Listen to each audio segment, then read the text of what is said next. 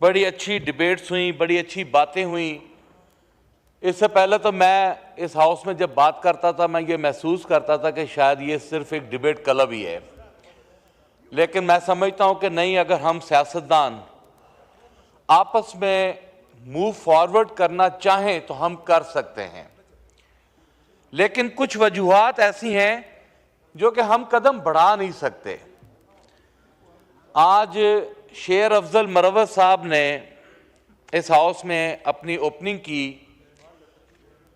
शेर अफजल मरवत साहब ने जो बातें की, मैं समझता हूं कि जिनसे ये बातें करना चाह रहे हैं शायद उनके हाथ में कुछ नहीं है, वो बेबस हैं, उनके पास कुछ नहीं है आपको देने के लिए।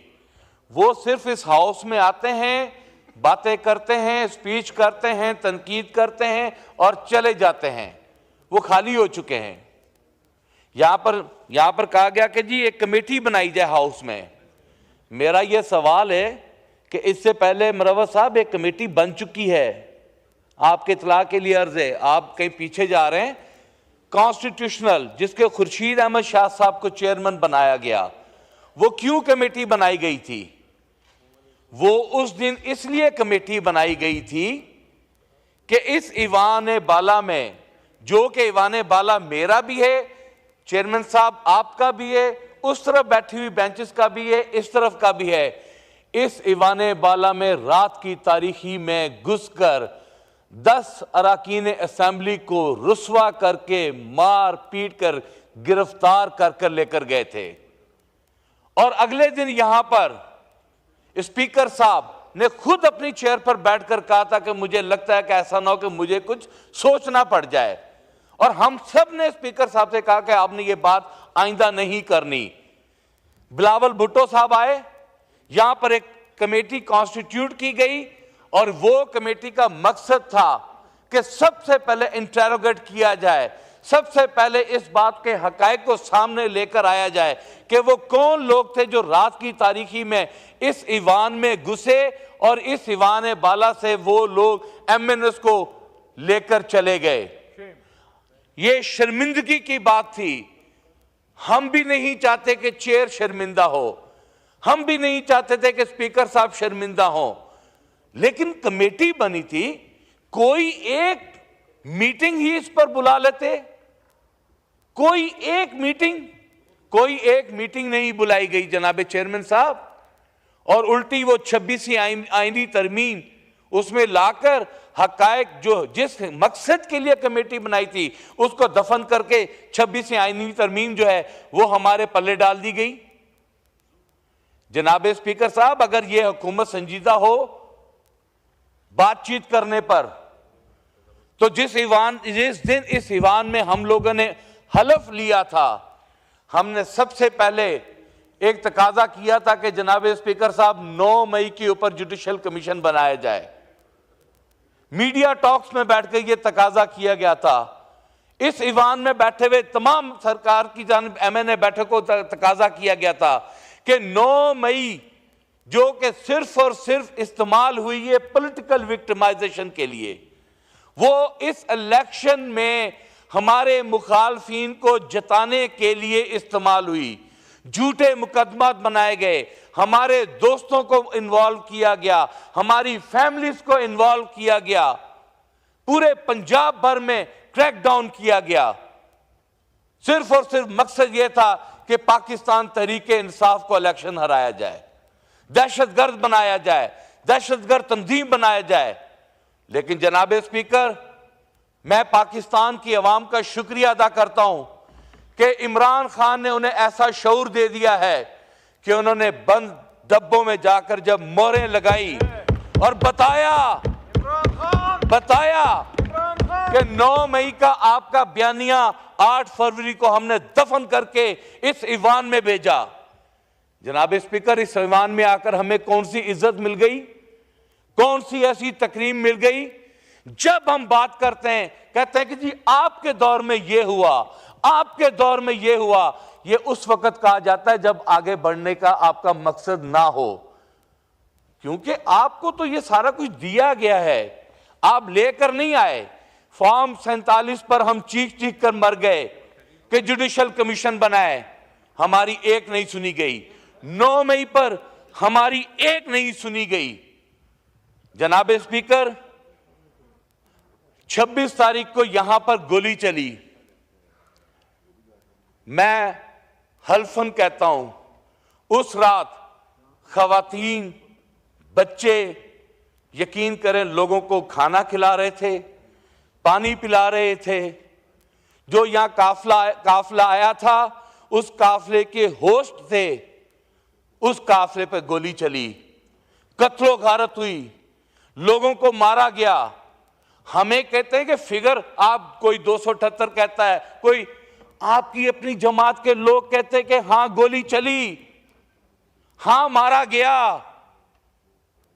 कोई 4 कहता है, कोई 5 कहता है। तो बना लेना जुडिशल कमीशन, ले आए हकायक सामने। आप लोग क्यों नहीं हकायक सामने लेकर आ? ये तो आप लोगों की जिम्मेदारी है कि हकायक को आप नहीं लाना चाहते। आपके तो अपने साथी ये कह चुके हैं टीवी प्रोग्राम्स में बैठकर कि अगर इमरान खान आ गया तो हम सब जेल में होंगे। आप डरते हैं इमरान खान से, आपको इमरान खान का खौफ है, इसलिए आप इमरान खान की आवाज को दबाने के लिए हर मुमकिन कोशिश करते हैं। लेकिन जनाब चेयरमैन साहब, आप यकीन करें, मैं कभी तस्वर भी नहीं कर सकता हूं कि मेरे मुखालफिन, मेरे सियासी मुखालफिन मुझे गोली मार देंगे। मैं तस्वर भी नहीं कर सकता हूं। मैं समझता हूं कि आज जो हम पे गोली चली है वो पाकिस्तान तहरीक इंसाफ की वजह से चली है। अगर उस वक्त साने मॉडल टाउन के मास्टर माइंड्स, जिन लोगों ने ये साजिश तैयार की थी, जिन लोगों ने साने मॉडल टाउन में खवातीन का कत्लो गारत किया था, अगर हमारी हुकूमत में तहरीके मिनाजुल कुरान को इंसाफ मिला होता तो शायद पाकिस्तान तहरीक इंसाफ की आज दिन ना देखती। हम भी सोए रहे हैं, हमने भी आई चलाई में गुजार दिया सारा वक्त, और उसके नतीजा क्या निकला? आज हम इस डगर पे खड़े हैं।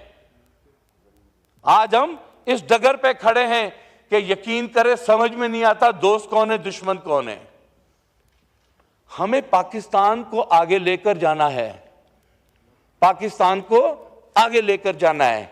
जनाब चेयरमैन साहब, मुझे शेरो शायरी से शौक तो नहीं, लेकिन एक नज़म मेरी नजर से गुजरी, आपको एहतियात से पढ़िएगा जी, बहुत एहतियात से। सुना है जंगलों के भी कोई दस्तूर होते हैं, सुना है जंगलों के भी कोई दस्तूर होते हैं, सुना है जब शेर का पेट भर जाए वो हमला नहीं करता, सुना है जब तेज हवाएं चलती हैं तो मैना अपने बच्चे छोड़कर कव्वे के अंडों पर बैठ जाती है, सुना है अगर कोई पुल टूट जाए तो सांप, गुलहरी, चीता, बकरी एक तख्ते पर बैठकर पानी पे बहते हैं। मैं दुआ करता हूं अपने अल्लाह से कि या अल्लाह, हमारे इस मुल्क में कोई जंगलों का कानून ही नाफिज कर दे, कोई जंगलों का कानून ही नाफिज कर दे। जनाब चेयरमैन साहब, यहां पर मौलाना फजलुर रहमान साहब ने आज बात की। जी बिल्कुल, मैं आखिरी एक दो बातें करके मैं आपका टाइम जाया नहीं करूंगा। मौलाना फजलुर रहमान साहब ने आज जो बातें की, मुझे इन हकायक का नहीं पता था कि मौलाना फजलुर रहमान साहब मदारिस के हवाले से क्या चाहते हैं। मैं समझता हूं कि एडवांस टेक्नोलॉजी, एडवांस एजुकेशन में हमारे दीनी मदारिस को इन्वॉल्व होना चाहिए। हमारा बहुत बड़ा रेशियो जो कि अपनी फाइनेंशियल हैसियत की वजह से स्टडी नहीं कर पा रहा, पढ़ नहीं पा रहा, वो मदारिस में जा रहे हैं। मैं फ्लोर ऑफ द हाउस पर रिक्वेस्ट करूंगा कि मेहरबानी फरमाकर आप लोग जो हैं मदारिस को जो है वो रजिस्टर्ड करें और उन्हें ऑन द रिकॉर्ड हिस्सा बनाएं किसी खौफ व खतर से। शहरियार अफरीदी साहब की मैं एक बात आपको बताने लगा हूं। जनाब चेयरमैन साहब, ये एक हकीकत बता रहा हूं। मैंने जिस दिन मैंने बना, मैं शहरियार अफरीदी के पास आया, मैंने कहा शहरियार अफरीदी, मुझे तुम एक बात का जवाब दो। उसने कहा क्या? यह मैं फ्लोर ऑफ द हाउस पे बात कह रहा हूं। मैंने कहा तुमने सनावला पे पर्चा क्यों दिया, तुमने क्यों इस पे झूठा मुकदमा बनाया। मेरे मुखालिफ है, सियासी मुखालिफ हैं, एहतराम अपनी जगह पे। शहरयार अफरीदी मुझे कहता डॉक्टर साहब उठे, मैंने आपसे यहां नहीं बात करनी, बाहर आए। हम दोनों उठे, शहरयार अफरीदी गया, इसने वजू किया और कुरान शरीफ मेरे सामने रखा और कुरान शरीफ सामने रखकर हाथ रखकर कहा कि यह मुकदमा मैंने नहीं दिया, यह मुकदमा मैंने नहीं दिया। और मुझे यह इतला इमरान खान साहब ने दी और मैंने इमरान खान साहब से पूछा कि आपको कैसे पता चला। उन्होंने कहा जी मुझे मीडिया सोर्सेज और मुझे टेलीफोन कॉल्स आई कि इस तरह सनावला को गिरफ्तार कर लिया गया है। इसके हकायक मेरे सामने लेकर आए। जनाब स्पीकर, NA 100 का MNA अपने मुखालिफ सनावला का आज इस फ्लोर ऑफ द हाउस पे मैं कहता हूं कि ये हकायक सामने लेकर आए। कौन था जिसने इन पर FIR दी, कौन था वो जिसने इनको जेल में डाला, कौन था जिसने इनके साथ ज्यादती की थी। ये हकायक वो भी लेकर साथ की जिम्मेदारी है। और मैं डिमांड कर रहा हूं, मेरी डिमांड इसलिए है कि हम एक हल्के से हैं। मैं अपने हल्के में होने के साथ साथ ये फर्ज समझता हूं कि मैं अपने साथी की आवाज उठाऊं, अपने मुखालिफ की भी आवाज उठाऊं। मेहरबानी चेयरमैन साहब, आप देखिए पुलेन साहब वो इंतजार कर करके आप जाएं अपनी सीट पे। आपसे वाइंड अप हो नहीं रहा। चलें, हाँ इसको वाइंड अप समझिए बात। चले जी, वाइंड अप करने दें। जनाबे चेयरमैन साहब, मैं फ्लोर ऑफ द हाउस पे 26 तारीख की जो गोली चली है, जो कि state prime minister of Pakistan के अहकामात पे ये गोली चल सकती है, मैं फ्लोर ऑफ द हाउस पे डिमांड करता हूं कि 26 तारीख का आपको जुडिशियल कमीशन बनाना होगा, 9 मई का जुडिशियल कमीशन बनाना होगा और उसके बाद इंशाअल्लाह ताला ये ईवान भी आगे चलेगा, हम भी आगे चलेगा, पाकिस्तान भी आगे चलेगा और हम सब आगे की तरफ बढ़कर इस पाकिस्तान का नाम रोशन करेंगे। और आखिरी बात, इमरान खान के अलावा आप अगर ये सोचते हैं कि पॉलिटिकल स्टेबिलिटी आएगी, ये नामुमकिन है। आप लोगों को होश के नाखून लेने होंगे। अगर आपने खान साहब को रिलीज ना किया तो मैं समझता हूं कि पाकिस्तान सियासी तअम्मुल का मुकम्मल नहीं हो सकता।